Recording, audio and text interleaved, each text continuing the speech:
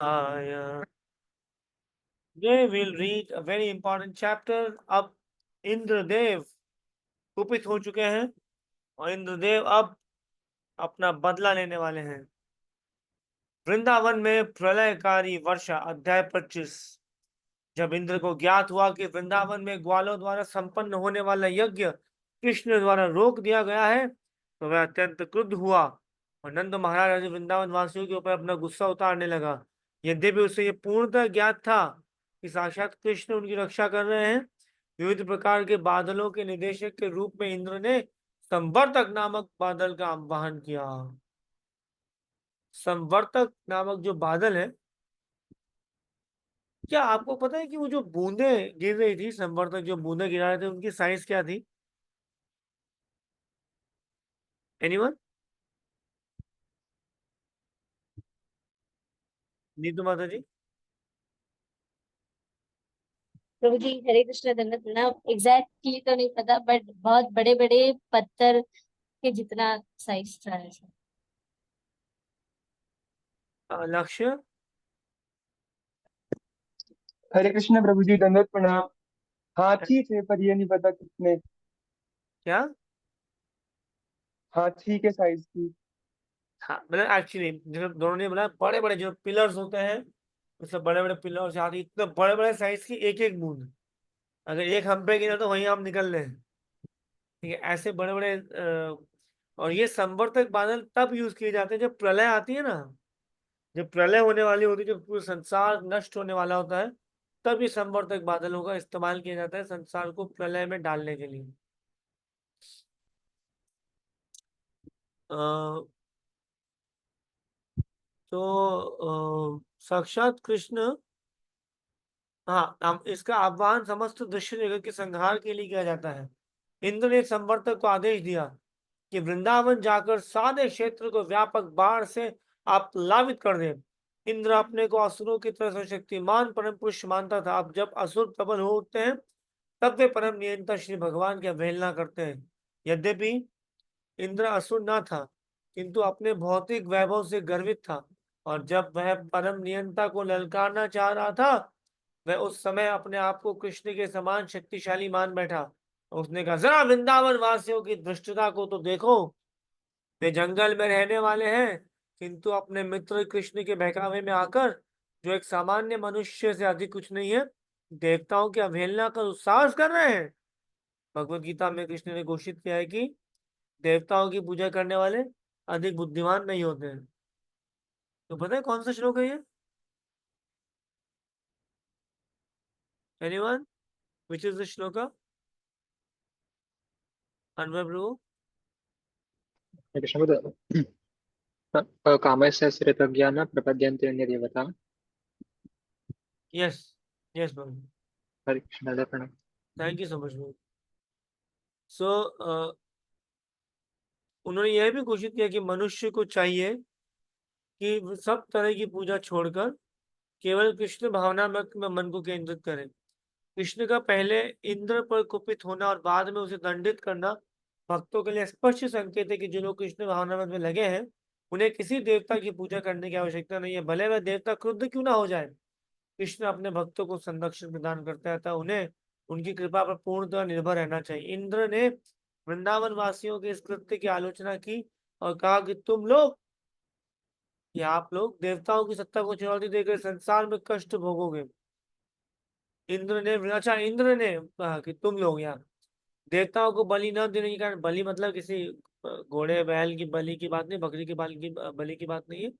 जो यज्ञ कर रहे हैं, जो यज्ञ में हविष्य देते हैं या जो भोग चढ़ाते हैं, उसकी बात है। भवसागर की अवरोधों को पार नहीं कर सकोगे। वृंदावन के ग्वालों ने इस वाचाल बालक कृष्ण के कहने पर मेरी सत्ता की उपेक्षा की है। यह तो निरा बालक है, किंतु इस बालक पर विश्वास करके इन्होंने मुझे कुपित किया है। इस प्रकार उसने संवर्तक को आदेश दिया, संवर्तक, वृंदावन का सारा वैभव नष्ट कर दो। इंद्र ने कहा, ये वृंदावन वासी अपने भौतिक सॉरी अपने भौतिक ऐश्वर्य और अपने मित्र पर विश्वास करने के कारण अत्यंत गर्वित हो उठे हैं। वह केवल वाचाल यानी कि चंचल, शूद्र तथा सांसारिक परिस्थिति से अनजान है। किंतु वह अपने को ज्ञान में बड़ा चढ़ा कहने के गंभीरता से लेते हैं। किंतु वह अपने को ज्ञान में बड़ा चढ़ा के कहने को भी गंभीरता से लेते हैं, क्योंकि वे कृष्ण को मानते हैं। अतः उन्हें दंड मिलना चाहिए और उनकी गायों समेत सभी को नष्ट कर देना चाहिए। इस प्रकार इंद्र ने संवर्तक को आदेश दिया कि वह वहां जाकर उस स्थान को जल से भर दे, भर के खत्म कर दे, लाइक ओवरफ्लो, बड़े से इतना भर दे कि वृंदावन पूरा डूब जाए और सब के सब मर जाए। यहाँ पर इंगित हुआ है कि गांवों में या नगरों के बाहर निवासियों को अपने वैभव के लिए गायों पर निर्भर रहना चाहिए। यदि गायें नष्ट कर दी जाती हैं तो लोग सभी प्रकार के वैभव से विहीन हो जाते हैं। जब इंद्र ने संवर्तक तथा अन्य संगी बादलों को वृंदावन जाने का आदेश दिया तो बादल इस दुष्कृत्य को करने से भयभीत थे। बादल भी डर रहे हैं डियर डिवोटीज। किंतु राजा इंद्र ने आश्वस्त किया, तुम आगे आगे चलो, मैं भी पीछे पीछे हाथी पर सवार होकर और अंधड़ को लेकर आऊंगा। मतलब आंधी, जब बारिश होती है कैसे एकदम तेज हवा चलती है ना और बिजलियां कड़कती है, तो सब कुछ हो रहा है। मैं वृंदावन वासियों को दंडित करने में अपनी सारी शक्ति लगा दूंगा। राजा इंद्र का आदेश पाकर समस्त घातक बादल वृंदावन के ऊपर प्रकट हुए, अपनी सारी शक्ति से निरंतर वर्षा करने लगे।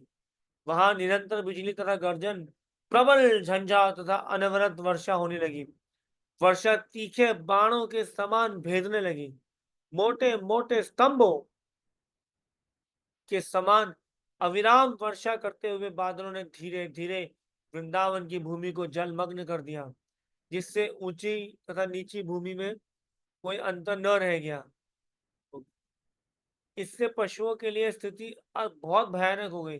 वर्षा के साथ प्रबल वायु चल रही थी, जिससे वृंदावन के प्रत्येक प्राणी कीट से जैसे अभी मायापुर में भी बहुत तेज बारिश हो रही है और बारिश होने से बहुत ठंडी हवा भी चल रही है। इनफैक्ट आज मैं चेक कर रहा था, वेदर में लिखा था wind speed up to 57 kilometre per hour, which is very high. सुबह जब मैं वेदांत को छोड़ने गुरुकुल जा रहा था तो बोल रहा था कि बाबा थोड़ा धीरे चलाओ, ठंड लग रही है मुझे। 6 सवा 6 बजे it was little cold as well, little cold as well, है ना।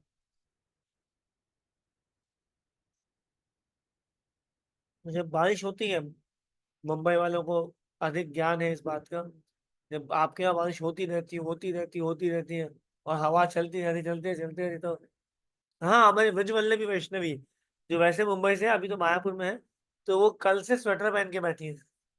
ऑफकोर्स अपने शरीर का ध्यान रखना चाहिए, कोई गलत नहीं है उसमें, उनको तो ठंड ज्यादा लगती है तो इट इज फाइन, बट वैसा ही हो रहा था। यहाँ पे प्रभुपाद जी यही लिख रहे हैं। इस समय समस्त वृंदावनवासी भगवान कृष्ण की बात में लगे, हे कृष्ण। आहा, क्या कहा वृंदावनवासी ने, पता है आपको?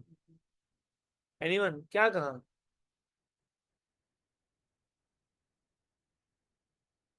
अच्छा, एग्जाम्पल हमारे शेखर, है ना, अगर आपने मुझे कुछ सलाह दी या मैंने आपको कुछ सलाह दी और आपका काम बिगड़ गया, आप बोल सकते हैं? कुछ बोल पाएंगे शेखर प्रभु?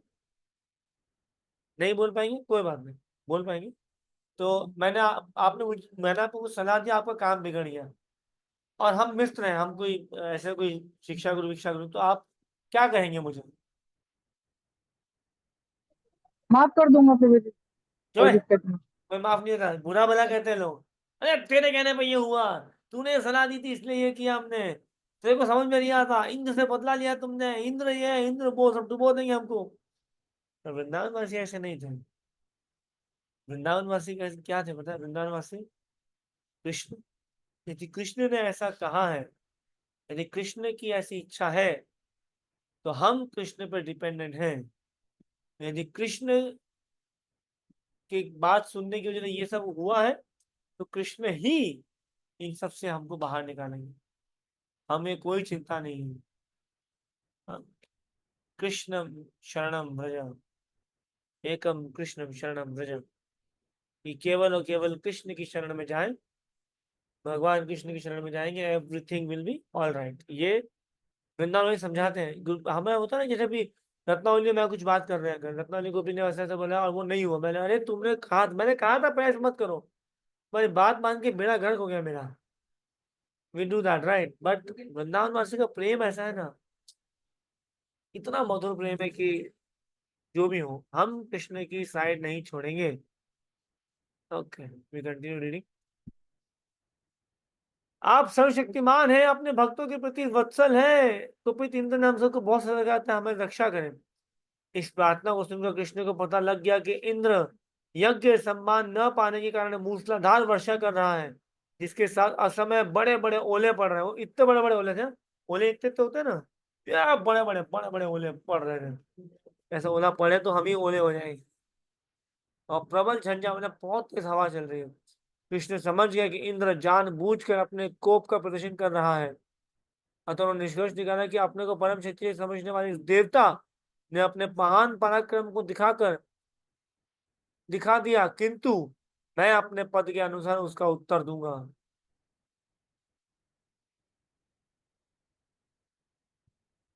और उसे दिखा दूंगा कि ब्रह्मांड में कार्यों के संचालन में वह स्वतंत्र नहीं है।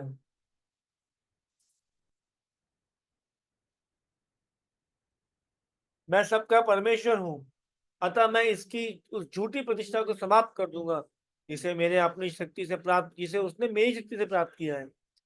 अब जैसे होता है कभी कोई बेटा बोले, पिताजी मैं छोड़ता हूँ आपका धन दौलत ऐशो आराम ये वो, तो आप बोलेंगे अरे क्या छोड़ता, सब मेरा ही था, तुमने क्या कमाया, आज तक पूरी कौड़ी कमाई नहीं। तो ये उल्टा वैसे ही कि कृष्ण बोले मैंने जो तुमको दिया तुम उस पर अभिमान कर रहे हो, अब मैं तुमसे तुम्हारा अभिमान दूर करने के लिए वो सब ले लूंगा।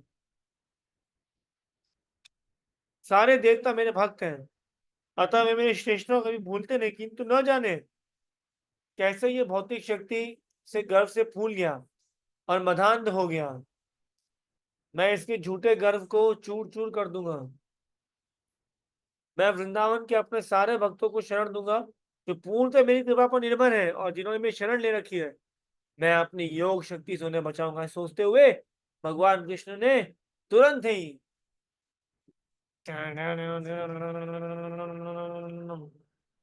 भगवान कृष्ण ने गोवर्धन पर्वत को उसी तरह उठा लिया जिस तरह कोई छोटा बालक तो एक मशरूम या कुकुरमुत्ता उखाड़ लेता है।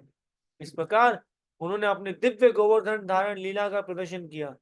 फिर उन्होंने अपने भक्तों को संबोधित किया, हे भाइयों, पिता, वृंदावन वासियों, आप सब मेरे द्वारा उठाए गए इन गोवर्धन पर्वत के छत्र के नीचे कुशल पूर्वक प्रवेश करें।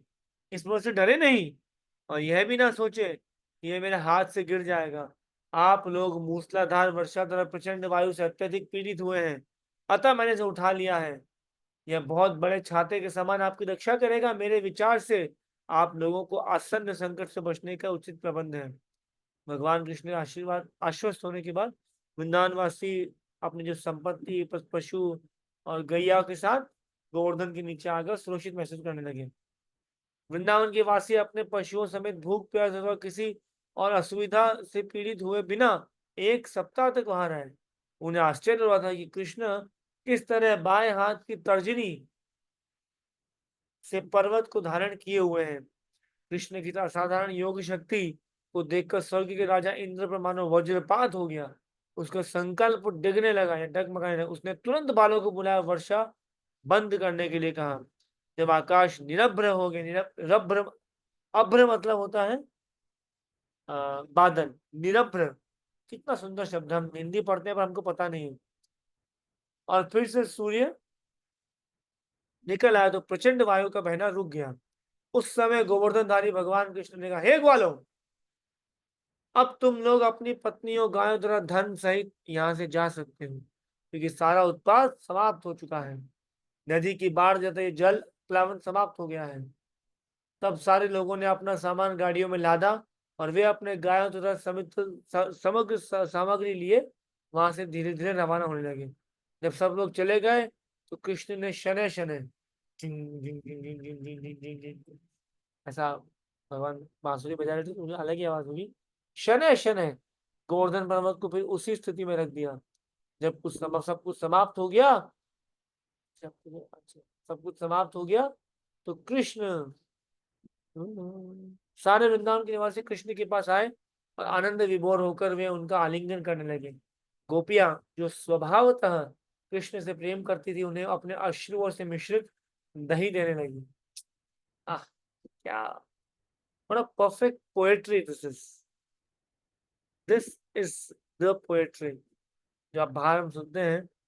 कौन है कोई का फेमस पोएट? शेक्सपियर, विलियम कोई है कोई?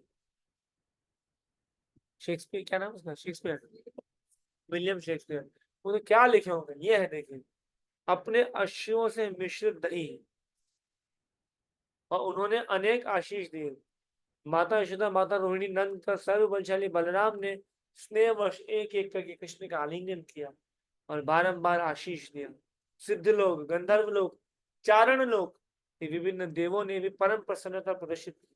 उन्होंने पृथ्वी पर फूलों की वर्षा की और शंख ध्वनि और ढोल बजाने लगे और देवी भावनाओं से पूरित होकर गंधर्व लोक के वासी भगवान को प्रसन्न करने के लिए अपने अपने तंबूरे बजाने लगे। इस घटना के पश्चात भगवान अपने प्रिय मित्रों और पशुओं समेत अपने घर वापस आए। सदा की भांति गोपियों ने अत्यंत श्रद्धा भाव से कृष्ण भगवान की पुण्य लीलाओं का कीर्तन किया। इस प्रकार लीला पुरुषोत्तम भगवान श्री कृष्ण के अंतर्गत वृंदावन में प्रलयकारी वर्षा नामक 25वें अध्याय का भक्ति वेदांत तात्पर्य पूर्ण हुआ।